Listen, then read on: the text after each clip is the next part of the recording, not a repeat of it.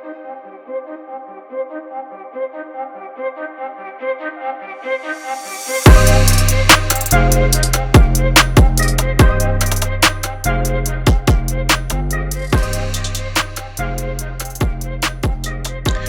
hello everyone and welcome to this course.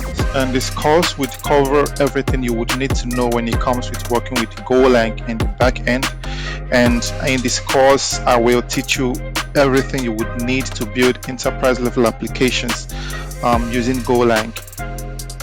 And you would of course really find this useful. It doesn't matter your level, if you're studying or if you have already been working with Go for a couple of years already and you already have some experience.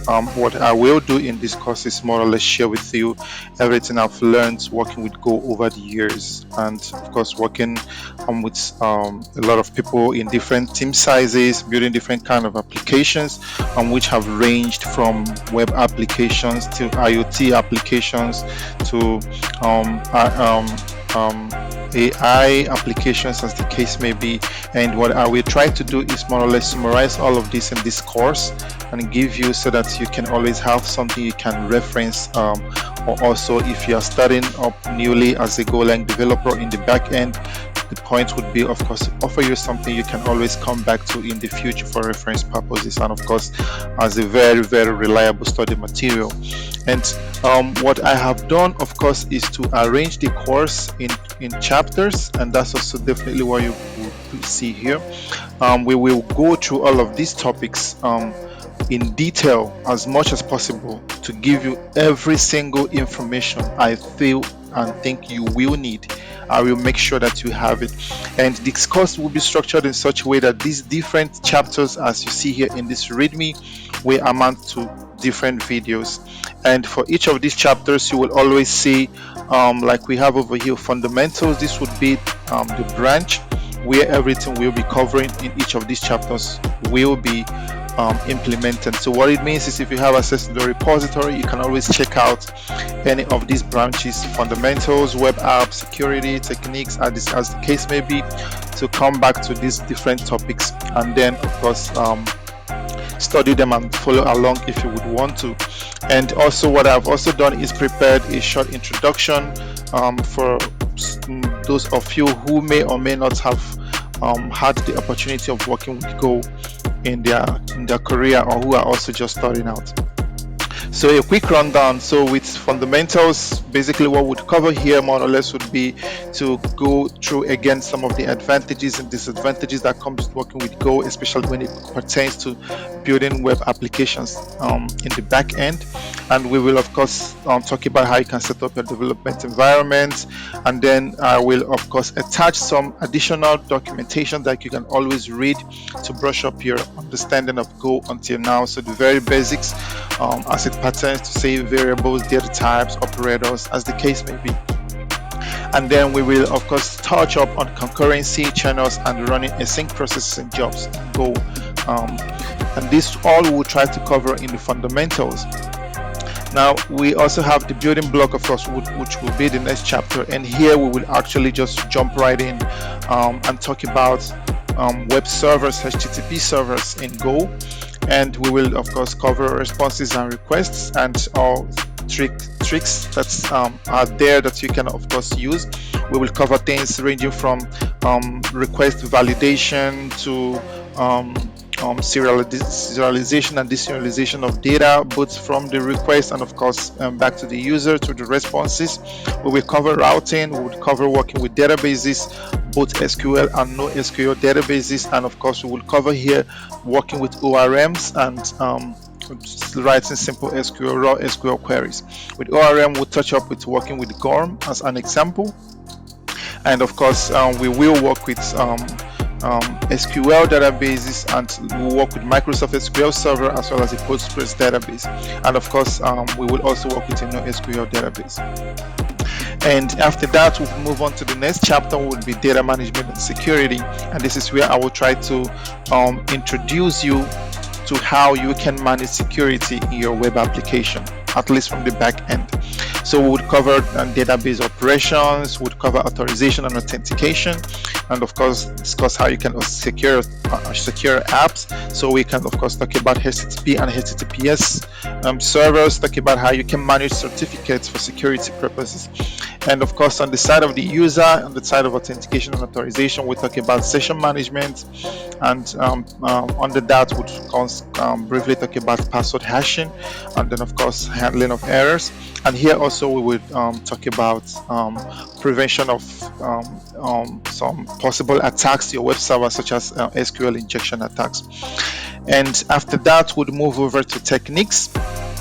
And this is where we'll talk about building dynamic user interfaces. So we will more or less solidify or introduce you, as the case may be, on how you can best handle data when it pertains to working with Go and backend applications. And we will moving on, would move over to user interaction and communication. So here would show you how you can process user inputs and how those submissions, if you have like forms, for example. And we will of course briefly more actually in detail introduce you to WebSockets, and also show you how to work with real-time communication, both the ingestion and of course the production of real-time data. And we will also discuss how in detail this can actually be useful in real-life applications with examples as well.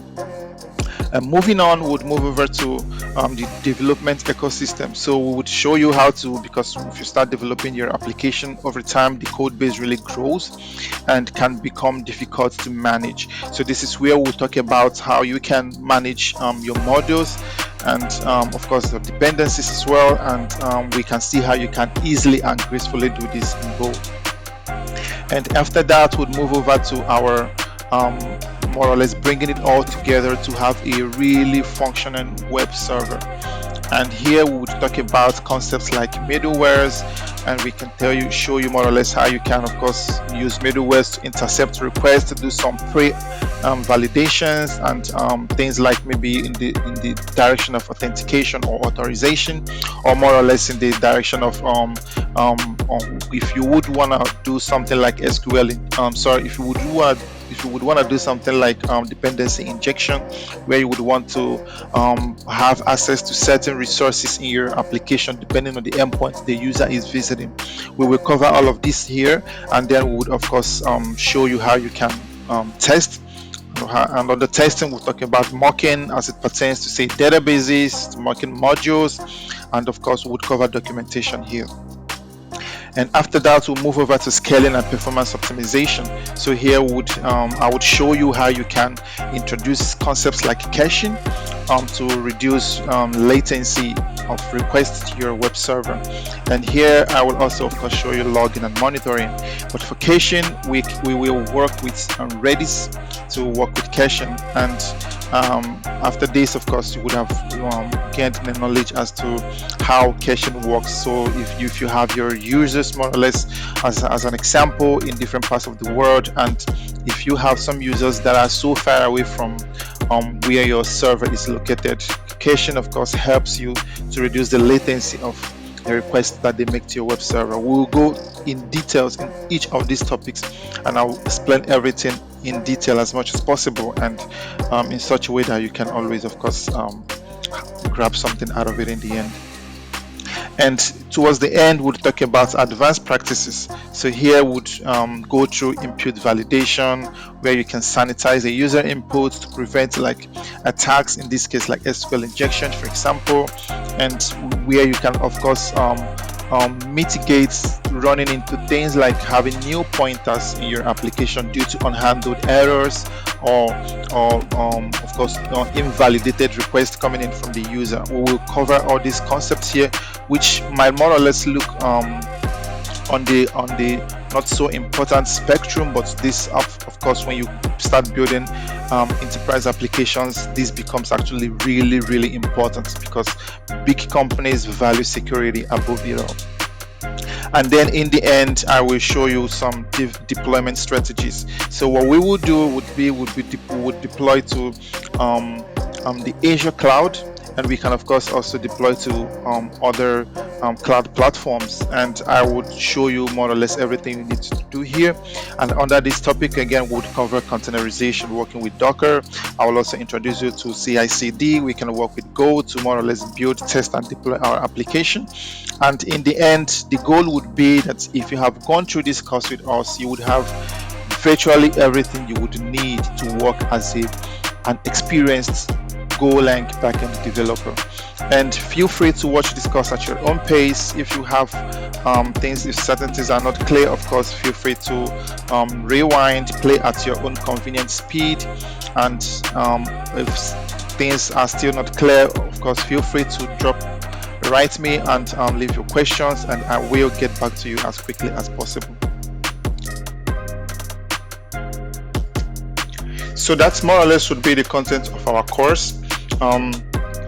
You can always, of course, at any time go through this list, but I will of course recommend starting this right from the chapter 1 and then proceed in that order, because this course will be structured in that format, and it will prove more useful for you if you follow it in that sequence.